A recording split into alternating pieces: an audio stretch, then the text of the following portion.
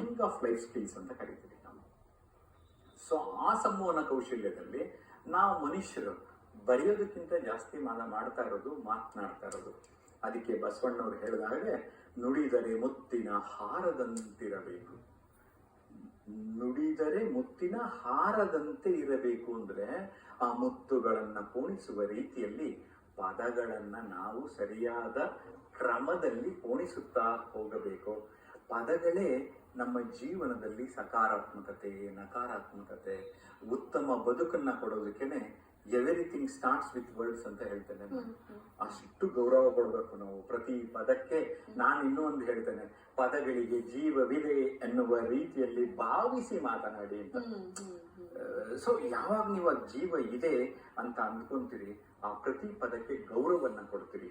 ಈಗ ನೀವು ನೋಡಿ, ಇಷ್ಟೊಂದು ಈಗ ನ್ಯೂಸ್ ಆಗ್ತಾ ಇರೋದೇನೆ, ಏನೇನೋ ಮಾತಾಡಿದ್ವಿ ನಾವು